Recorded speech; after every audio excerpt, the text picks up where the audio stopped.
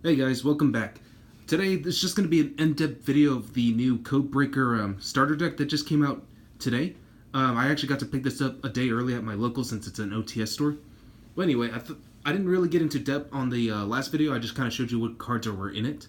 But today we'll go and get through it. So it's kind of like a deck profile, but we're only looking at the cards that actually are in the actual starter deck, including the reprint of the Linkuriboh, of course. So starting off, we have the new Cybers White Hat. This card's actually really good. If you wanted to build a Cybers deck, I'd probably recommend playing this card at 2 or 3. But what it does is that if you have 2 or more monsters with the same type, you can special summon this card from your hand. And also, if this card is used for link material, all other monsters you currently control gain 1,000, or monsters your opponent currently controls lose 1,000 attack until the end of the turn. So it's really good, and the fact that he weakens your opponent's monsters is just pretty neat. Next up, we also have the new Widget Kid. If this card is normal or special summon, you can special summon one Cybers monster from your hand or in defense mode, and you can only use that once per turn. So Widget Kid, definitely a great card. The fact that he also summons for free is also pretty neat. We got Truong, which is just a normal monster, but with 2,000 attack. So really good. We got the return of Link Slayer. Control no monsters, you can special summon this card for free. And I've mentioned that I use this guy in my Monarch deck, so I figured why not. I think it's a pretty good addition back to the starter deck. We got Bite Trooper. I'm not sure if we've got this guy before or not. I have never caught up with the Cybers archetype as a whole, but I do like what he does. Like, you can send one level 1 or level 2 or lower monster, from your hand to the graveyard and special summon this card from your hand. But you can only use that effect once per turn. But Bite Trooper is pretty good because his defense is not bad, and also you can probably special summon through the effect of Widget Kid as well. We also got Clutter Beck. I know for sure this was in the Link Strike starter deck, but you can tribute one monster and then target one Cybers monster in your graveyard, special summon it. So it's also a pretty good card. It special summons for free. But of course the cost is the tribute though. I know for sure we've had this in Code of the Duelist, which is Launcher Commander. All other Cybers monsters you currently control, gain 300 attack and defense points, and once per turn you can tribute one Cybers monster, then target one face-up monster your opponent controls and destroy it. And of course we have another card that came back, which is Backup Secretary. If you control a Cybers monster, you can special summon this card from your hand, but you can only special summon Backup Secretary this way once per turn. We also got Client. I'm pretty sure we've never had this monster before.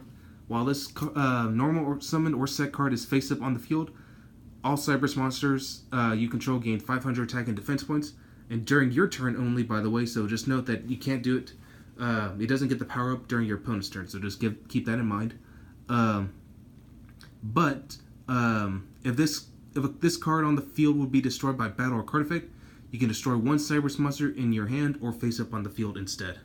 So that's actually not too bad. We got Bytron back. I figured we could use him again. And of course, Text Changer, which is not too bad either. Once per turn, when your monster is targeted for an attack, you can negate the attack, then special summon one Cybers normal monster from your hand, deck, or graveyard. So Text Changer is pretty good. Helps you bring out Leotron a little bit faster. Same thing with Bytron. That way you can use it for Link Spider, particularly, I guess. But yeah, that's it for those Cybers monsters. Moving on, we got, for the remaining monsters, we got Cyber Dragon, and Cyber Dragon's literally reappeared again, so I was like, okay, cool. We got Exterion Universe, Flamvelguard, Beast King. So I was saying, like, okay, Beast King's not too bad. We got Classic Marshmallow, Evil Swarm Mandragora Aura, which also special summons itself as long as your opponent controls more monsters than you do. I felt like Raikou was a little weird, but, Raikou does have the ability to pop, so I was like, okay, like, Raikou's not too bad. And the only two hand trips, which are Battle Fader and Swift Scarecrow, I thought that were actually pretty good. Alright, so that's pretty much it for that engine. Now, and I noticed, like, there's 20 monsters and literally 20 spells and traps, so, like, it's half and half. I felt like that's still a little, like, not enough monsters, in my personal opinion, but, But anyway, it does feel a little balanced, especially when Yu-Gi-Oh! Day comes out tomorrow. At least everyone gets to play at the same level, so I'm not complaining. So for the new spell, we got Silent Recovery. This card's pretty interesting.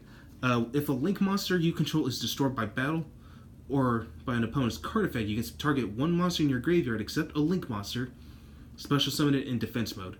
So this is a pretty generic card because as long as you have a Link monster, or if a deck that really relies a lot on Link monsters, this card could come in handy at times. So I figured, it's like, okay, that's not too bad actually. It's actually a pretty decent card. And for like any deck that's like very Link heavy, it'd be pretty useful. We got Card Trader. Once per turn during your standby phase, you can shuffle one card from your hand into the deck and then draw one card. So it's a good way to like exchange out cards you don't want. We got Supply Squad, which once per turn if a monster you control gets destroyed by battle or card effect, you get to draw one card. Burden Mighty, which weakens monsters based on the level, only by attack strength, by the way, by 100 points based on that level. We got a returning field spell, Sign It Universe. All Link monsters you control gain 300 attack. Once per turn, you can target one monster in your graveyard, shuffle it into the deck. If this card is on the field is destroyed by a card effect, send all monsters in the extra monster zones to the graveyard. We got United We Stand. Another classic, Book of Moon. Scapegoat, which, by the way, in this deck, if you draw into it, you pretty much won. But again, that's only if you're playing the deck as is, which, by the way, I will be playing this deck tomorrow at Yu-Gi-Oh! Day, because again, by rules, you have to play the starter deck as is. You can't modify it in any way you want.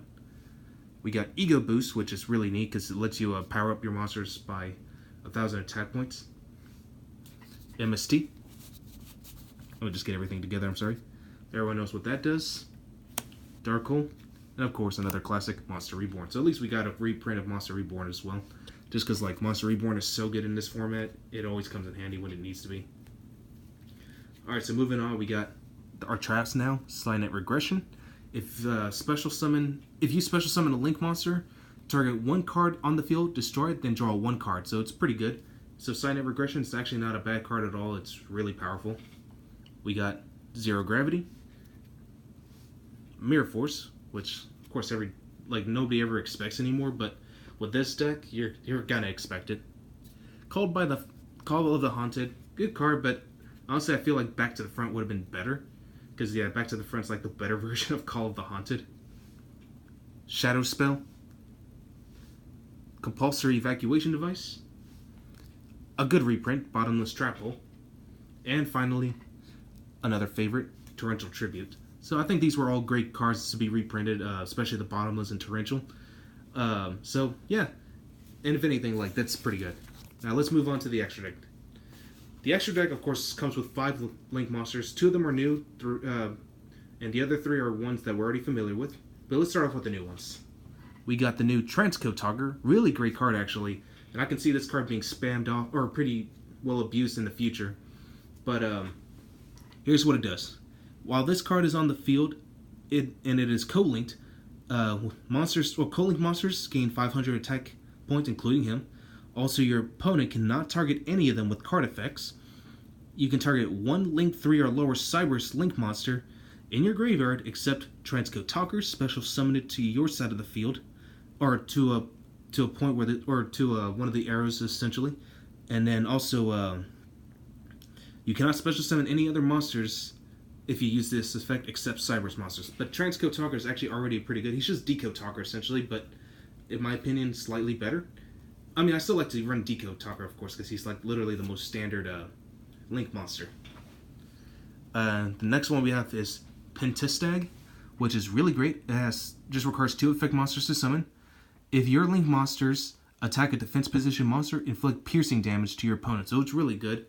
And the fact that, as long as your monsters are linked, it can perform piercing damage. So, if you have this, below Transcode Talker, both monsters will be able to do piercing damage, and plus they have a power boost, which is pretty dangerous.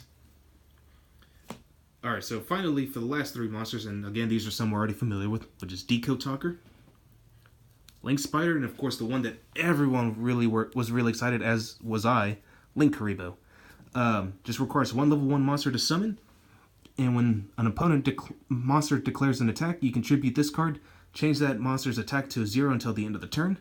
If this card is in your graveyard, quick effect, you contribute 1 level 1 monster, special summon this card, and you can only activate this effect of Linkuriboh once per turn. And what's great is this helps you trigger off Topologic Gumblar Dragon if you have possession of it. So definitely a great card. I was really excited for Linkuriboh. It kind of sucks that it's a common, but you know what? As long as you have it, you have it, you know? So anyway, that's all I got for you guys today. I hope you guys enjoyed this video, and I'll catch you guys again next time.